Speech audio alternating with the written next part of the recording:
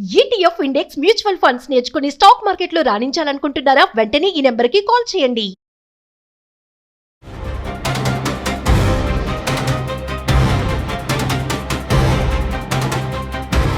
నమస్కారం అండి. నేను మీ నటి రవికుమార్ని. సుమన్ టీవీ వీక్షకులకు పునఃస్వాగతం. చెప్పాలంటే నాకు ప్రతిసారి కూడా ప్రతి వాళ్ళు మనకు పర్టికులర్గా మనకి తెలుగు రాష్ట్రాల్లో ఎక్కువగా ఉన్నట్టున్నారు మహిళలకి. వాళ్ళంతా కూడా ఈ టాపిక్ ఉండాల్సిందే అంటారు. నాకా నవ్వొస్తూ ఉంటుంది. ఎందుకంటే ఇది బంగారము, వెండి, ఎల్లో మెటల్, వైట్ మెటల్ ఇవి ఎలా ఉంటాయి, రేట్లు ఎలా ఉన్నాయి, ఎలా ఉండబోతుంది రాబోయే 3 నెలల్లో ఇది. ఏమంటే ఇవాళ రేట్లు చూస్తే ఇవాళ గోల్డ్ రేటు మనకి లోకల్గా, ఎందుకంటే మనము ఎక్కడ ప్రాబ్లం వస్తుందని అంటే లోకల్గా మనకి వేరియస్ ఫ్యాక్టర్స్ ఉన్నాయి. ఈ ఫ్యాక్టర్స్ ప్రకారంగా ఇవాళ 24 క్యారెట్ గోల్డ్ చూస్తే 1,44,600 రూపీస్ పర్ 10 గ్రామ్స్ ఉంది. 1,45,000 నియర్లీ, అంటే 1,44,600 ఉంది. 22 అయితే 1,32,550 ఉంది. సిల్వర్ 2,35,000 ఉంది. ఓకే. సో చూస్తే ఒక రకంగా గోల్డ్ రేటు ఇంటర్నేషనల్ మార్కెట్లో కొంచెం సబ్డ్యూడ్గా ఉన్నప్పటికీ మనకి లోకల్గా హైదరాబాద్లో ఇది కొంచెం నిన్నటి మీద పెరిగింది. హయ్యర్ రేటే ఉంది ఇవాళ.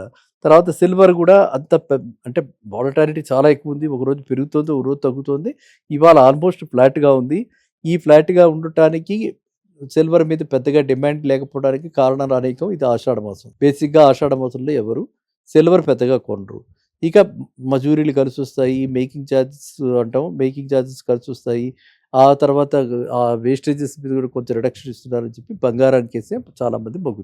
ఇది ఇలా ఉంటే ఇక రాబోయే సీజను ఫెస్టివ్ సీజన్ కాబట్టి 1 to 3 మంత్స్లో గోల్డ్ రేట్ పడే అవకాశం చాలా తక్కువ కనిపిస్తుంది. దీనికి కారణం ఏంటి? లోకల్గా అయితే మనకు పండగలు, మొత్తం హిందువులకి అందరికీ సెంటిమెంటు, మొత్తం ఇండియాలో గోల్డ్ అంటే కొంచెం లేడీస్కి పర్టికులర్గా క్రేజ్ ఎక్కువ. అది ఒక సెంటిమెంటు, అది ఒక అంటే మనకి ప్రిస్టేజ్ సింబలు.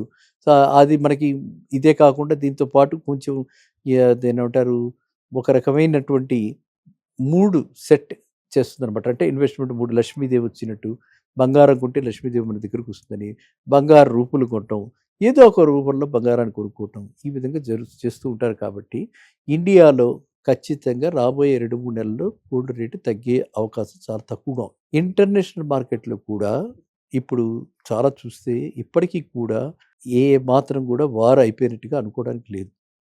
ఇంకా కూడా యుద్ధ వాతావరణం అలాగే ఉంది. ప్రతిరోజు మనం థ్రెట్స్ చూస్తున్నాం. ట్రంప్ గారు థ్రెట్స్ ఇస్తూనే ఉన్నారు. ఇరాన్ వాళ్ళు కూడా ఏమి గివప్ చేయట్లేదు. వాళ్ళు ఎదురు తిరిగి వాళ్ళు కూడా ఫైట్ చేస్తున్నారు. సో ఈ విధమైనటువంటి ఈ బోర్డర్లో ఉన్నటువంటి ఈ అన్సర్టనిటీస్ వల్ల కూడా గోల్డ్ రేటు పెరగటమే తప్ప తరగట్లేదు. ఈ గోల్డ్ రేట్స్ ఇలా అన్సర్టనిటీగా ఉన్నప్పుడు ఏవైతే బ్యాంక్స్ ఉన్నాయో, బ్యాంక్స్ అంటే ఏమిటి, మనకి రిజర్వ్ బ్యాంక్ ఆఫ్ ఇండియా ఉన్నట్టుగా ప్రతి కంట్రీకి ఒక సెంట్రల్ బ్యాంక్ అంటారు దాన్ని. సెంట్రల్ బ్యాంకులు ఉన్నాయి. అన్ని సెంట్రల్ బ్యాంక్స్ కూడా గోల్డ్ కొంటూ పోతున్నాయి because of this war like situation. So ఈ గోల్డ్ కనుక రిజల్ట్స్ కనుక బాగుంటే వాళ్ళకి రేపొద్దున్న అవసరమైతే కంట్రీకే లోన్ తీసుకోవడానికి ఈ గోల్డ్ వాడుకోవచ్చు. కాబట్టి గతంలో మనకి పివి నరసింహారావు గారు ఆ విధంగా చేసి ఈ కంట్రీని బెయిలౌట్ చేశారు. కాబట్టి ఈ అనుభవాలన్నీ ఉన్నాయి. కాబట్టి ఎక్కడికక్కడ రిజర్వ్స్ పెంచుకుంటూ పోతుంటారు. ప్రతి సెంట్రల్ బ్యాంకు కూడా గోల్డ్ రిజర్వ్స్ పెంచడానికే ట్రై చేస్తుంటారు. సో ఆ విధంగా కూడా జరుగుతుంది. కాబట్టి ఇన్ని ఫ్యాక్టర్స్, ఇటు పక్కన డాలర్ రేటు కూడా చాలా మనకి అడ్వర్స్గా వెళుతుంది. అంటే మనం 100 రూపాయలకి $1 వచ్చే పరిస్థితి కూడా వచ్చేస్తుంది. ఇప్పుడు 95, 96 అలా ఉంది. ఎక్కడో బ్రేక్అవుట్ అయిందంటే 100 రూపాయలు అయిపోతుంది. ఒక డాలర్ కొనాలంటే మనం 100 రూపాయలు పెట్టాల్సి వస్తుంది. ఆ రోజు కూడా వచ్చేలా కనిపిస్తుంది. కాబట్టి ఈ పరిస్థితుల్లో gold rate study to moderate growth. నా ఉద్దేశంలో రాబోయే 1 to 3 మంత్స్లో స్టడీ టు మోడరేట్ గ్రోత్. ఇక సిల్వర్కి అనేక ఉపయోగాలు ఉన్నాయి. పర్టికులర్లీ ఇండస్ట్రియల్ యూజ్లో చాలా ఎక్కువగా ఉంది. సిల్వర్ అన్ని విధాలుగా మెడిసిన్స్లో కూడా సిల్వర్ వాడతారు, స్వీట్ షాపుల్లో కూడా సిల్వర్ వాడతారు. సో సిల్వర్ కన్జంప్షన్ చాలా ఎన్నో రకాల డైమెన్షన్స్ తోటి సిల్వర్ కన్జంప్షన్ ఆధారపడి ఉంటుంది. కాబట్టి అండ్ సిల్వర్ డిమాండ్ ఇప్పుడు ఈ ఆషాఢ మాసం అయిపోయి రేపటి నుంచి మొదలవుతోంది. శ్రావణ మాసం వచ్చినప్పుడు సిల్వర్ డిమాండ్ కూడా పెరిగిపోతుంది. అప్పటిదాకా పెట్టుకున్న పట్టీలు తీస్తారు, మళ్ళీ కొత్త పట్టీలు పెట్టేస్తారు. సిల్వర్ చిన్న ఐటమ్, బట్ దట్ ఆల్సో అంటే మొత్తం మాస్ ప్రొడక్ట్ కింద అంతమంది మన మహిళలు ఆ గజ్జల చప్పుడు వింటూ ఉంటే, ఆ గజ్జలతోటి ఆ చిన్నపిల్ల వస్తూ ఉంటే, లక్ష్మీదేవి వచ్చినంత మనకి అదొక ఆనందం, అదొక సెంటిమెంట్. కాబట్టి డెఫినెట్గా మనం కొంటూనే ఉంటాం. రేట్ ఎంతైనా కూడా కొంటూనే ఉంటాం. కాబట్టి ఆ రేటు ఏ మాత్రం కూడా మనల్ని ప్రభావితం చేయదు. బయ్యర్స్ మైండ్ అలాగే ఉంటుంది.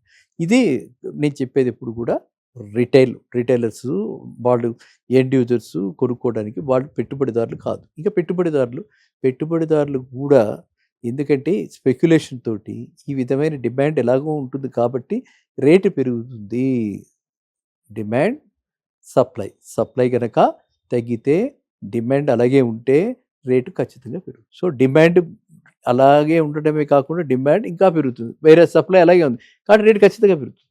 ఆ ఉద్దేశంతో ప్రతి వాళ్ళు కూడా బార్ గోల్డ్ కొని 999 గోల్డ్ కొని వాళ్ళంతా కూడా 999 సిల్వర్ కొని వాళ్ళంతా కూడా హోల్డింగ్ చేస్తూ అలాంటి దాని మీద కూడా వాళ్ళు పెట్టుబడి ఎక్కువ పెడుతుంటారు.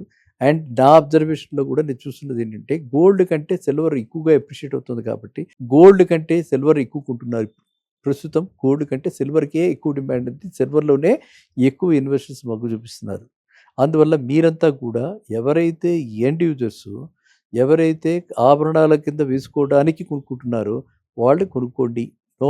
నిశ్చింతగా కొనుక్కోండి, రేట్లు ఏం పడదు. ఎవరైతే పెట్టుబడిదారులో వాళ్ళు కూడా ఇప్పుడు కొనేసేసుకోండి పెట్టుబడిగా. దీపావళి దాకా రేట్లు gold silver study to moderate growth ఇలాగే ఉండబోతున్నాయి.